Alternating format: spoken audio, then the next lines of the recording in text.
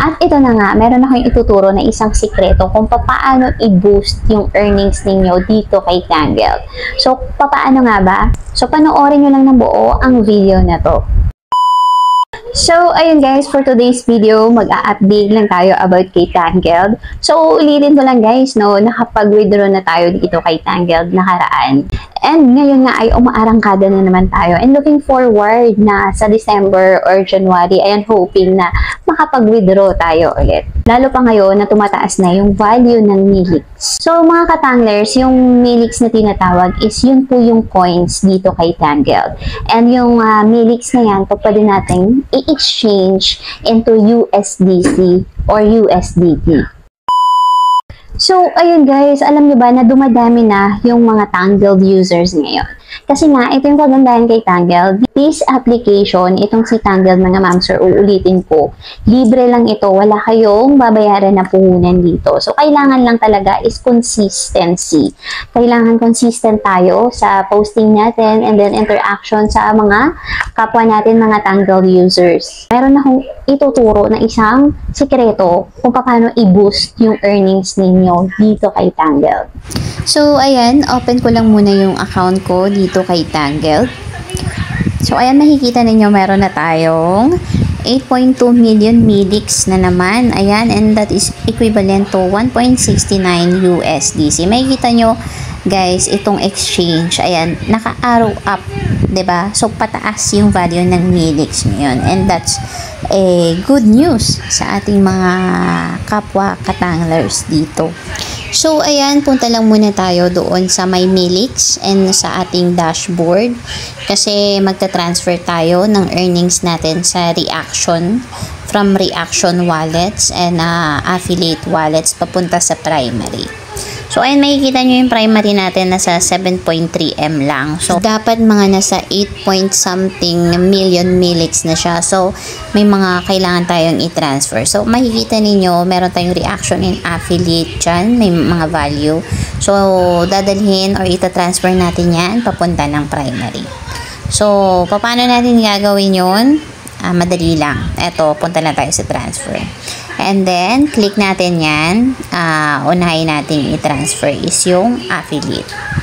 Okay. And then, primary. Ayan, click lang natin yan. And then, click transfer. Okay. Sunod naman natin ita-transfer ay yung Reaction wallet. So, click lang natin yung Reaction.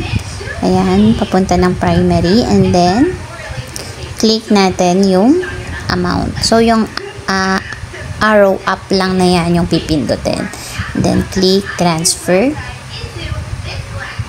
So, ayan, automatic na yun na transfer. So, ayun, ganun lang gagawin natin every time na meron tayong earnings sa Reaction wallet or sa affiliate wallet natin. So, para mapunta na sila kaagad doon sa ating pinaka-primary wallet dito kay Tangled. So, ayan, click ko lang yung aking profile, no? And as you can see, guys, meron na tayong 125 subscribers dito kay Tangled. So, ito, papakita ko lang sa inyo yung mga postings ko dito. So, ayan, nag-post ako 4 hours ago. Ayan.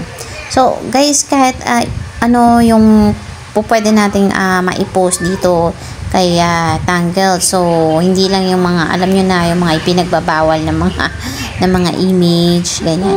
Pero, yung mga ganyan, food, okay, parang nag-i-story ka. So, ayan po, pwede yan dito kay Tangled. Sabi ko nga, para kang nagpo-post sa Facebook or sa Instagram. Ang kagandahan dito, nagpo-post ka, pero kumikita ka pa.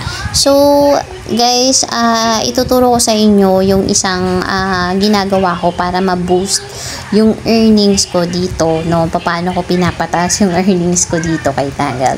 So, guys, yung mga bagong user dito kay Tangled, so siguro hindi pa ninyo alam ito, or yung iba naman is yung mga medyo matagal na alam na nila to, na yung mga ganitong strategy. Ayan. So, ako, dalawang device kasi ako nag-o-open. So, isa sa cellphone, isa naman sa laptop. So, sa cellphone kasi guys, once nag-login ka dyan, ang bigay sa'yo every time na maglalagin ka is 5,000 millics.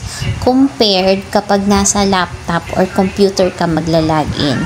So, malaki. So, nasa 100,000 millics yung bigay sa'yo every time na maglalagin ka sa laptop or sa computer. So, yun yung kagandahan mga ma'am sir. And isa yan sa mga tip na mabibigay ko sa inyo para ma-boost yung earnings nyo dito kay Tangle. So, kung ako sa inyo, so gawin nyo na rin isang strategy yan para palakihin yung ating earnings dito. So, ayun lang mga ma'am sir, I hope nakatulong sa inyo yung konting updates natin about kay Tangle and yung konting tips natin kung paano i-boost yung ating earnings dito. So, meron pa tayong mga additional videos about dyan kung paano mas palalakihin yung earnings natin dito kay Tangle. So, if you think na nakatulong sa inyo ang video na to, please like and subscribe.